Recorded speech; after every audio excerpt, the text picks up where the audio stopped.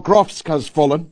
Kupiansk is partially occupied and will likely fall in the next couple of days. The Russian forces are on a roll, aren't they? And yet the money is still flowing from the European Union. The problem is, as Donald Trump just said, we're making money off the Iraq war because the European countries are buying our weapons.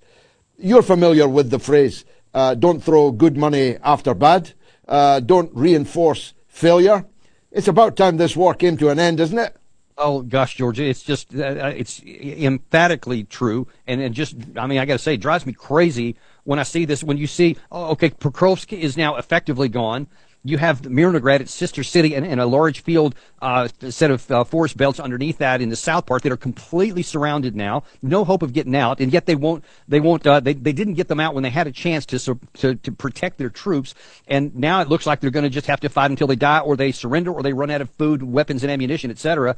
And then, as you point out, there's the issue in Kupiansk where a considerable portion, more than 50%, is already captured. There is effectively an operational encirclement. They have fire control over the routes that are leading into that. And then you have other issues down in the Zaporizhia area. You have fights going on in several other areas in between those, really all across the front there. Even in the Kharkiv Oblast, there is now additional Russian penetrations into that area as well because Ukraine simply doesn't have the manpower to fight all of them.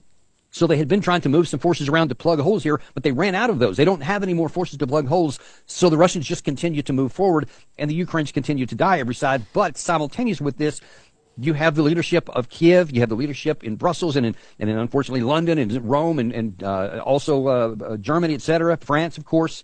All they keep talking about is, yep, we're going to keep going more. We're going to get another round of sanctions. We're looking on a 20th package. This is the most insane thing that I've heard of. 18 packages didn't work. 19 packages didn't work. Trump's putting his sanctions on some of the Russian oil firms. That didn't work. And now you want to get a 20. You just keep saying, well, whatever hasn't worked, we're just going to try it again. Even all the time this is happening, you have Ukraine men dying by the large numbers every day. Cities now falling, countryside being just shredded and turned to rubble, etc. Even in some of these smaller villages. And I'm like, do you guys not have any kind of morality at all to when you can graphically see with your own eyes? And now in the air, you see overnight, again, massive bombardment from the Ukraine side. Even Kiev, the whole city was knocked out for a period of time. And the damage done to others in Kharkiv city as well continues to make it almost unsustainable for the winter, and they're still not done.